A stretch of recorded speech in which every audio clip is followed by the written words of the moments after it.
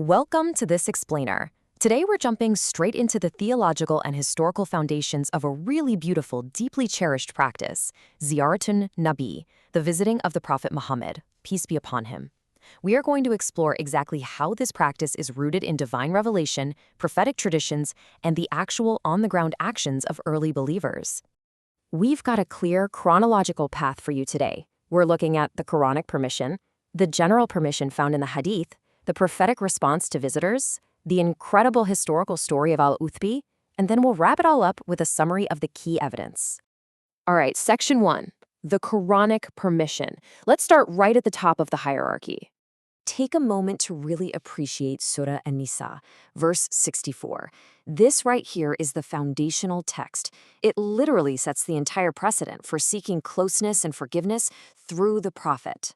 Okay, let's dive right into the translation. It states, when they had been unjust to themselves, had come to you, and begged Allah's forgiveness, and the messenger had begged forgiveness for them.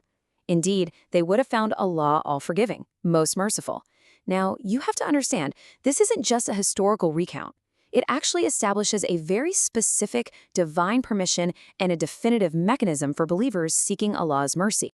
When we break it down, you can see it's basically a highly structured, sequential pathway.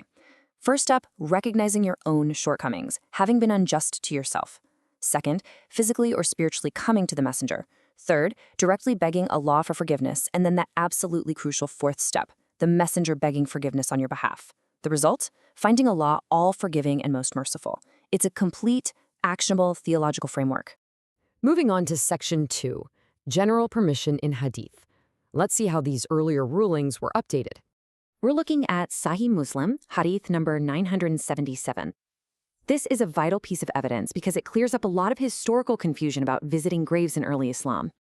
The translation here is remarkably direct. The Prophet states, I forbade you to visit graves, but you may now visit them. I mean, it doesn't get much clearer than that, right? It's an explicit, undeniable command that supersedes those earlier restrictions. Now, what's really interesting about this is the contrast. See, in the very early days, a temporary prohibition was necessary just to distance new believers from pre-Islamic practices at grave sites. But then, it was superseded by a definitive, finalized ruling, a general permission. The timeline shifts clearly from a strict prohibition to an active permission, totally opening the door for the specific visitation of the Prophet's resting place. Which brings us to Section 3, Prophetic Response to Visitors. What actually happens during these visits? Let's pull up Sunan Abi Dawud, Hadith 2041. This text records an incredible guarantee about the unseen connection between the visitor and the visited. If any one of you greets me, Allah returns my soul to me, and I respond to the greeting. Wow, that totally transforms the act of visitation from a one-sided memorial into a living, reciprocal connection. You aren't just speaking into the void here. You are being heard, and you are actively being answered.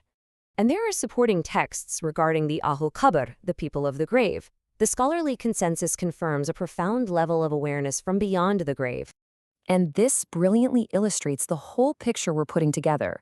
Allah returns the Prophet's soul, the Prophet actively responds to your greetings, and generally, the inhabitants of the grave can hear and recognize their visitors. These are not just symbolic gestures, guys. These are deep, metaphysical realities firmly established by the texts. Section 4, the story of al-Uthbi. So we've got the theory, but how did this look in real life? Seriously, it's one thing to read the theory, but how did everyday believers actually apply these verses in practice? Let's check out a really famous case study that answers exactly this.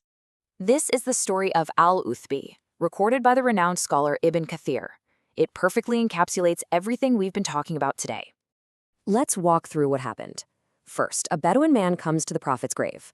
Second, he perfectly executes those conditions from Surah An-Nisa 64 that we broke down earlier. He acknowledges his sins, comes to the messenger, begs Allah's forgiveness, and asks the Prophet to intercede for him with a beautiful poem of praise. Then, step 3, the scholar al-Uthbi, who was sitting nearby and witnessed the whole thing, falls asleep and is actually visited by the Prophet in a dream. The Prophet commands al-Uthbi to go give the Bedouin the glad tidings that Allah has indeed forgiven him. It's the flawless, real-world application of that Quranic promise. Finally, Section 5, Summary of Key Evidences. Let's bring all these textual and historical threads together. So, The crucial point is how logically this entire chain connects. We started with the clear conditions of the Quranic permission in Nisa 64. We looked at the general permission in Sahih Muslim 977, where the Prophet definitively shifted the law from prohibition to permission. And we also know from Sahih Muslim 974 that the Prophet himself modeled this behavior, regularly visiting the graves at Jannatu Baqi to pray for them. It's a rock-solid, unbroken chain of evidence.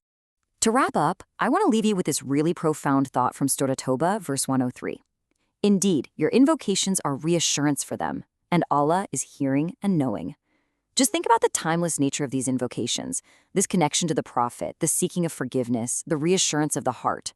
This isn't confined to history. It's alive for believers today. So what does this all mean for how you approach these texts and how you view the connection between the seen and unseen worlds?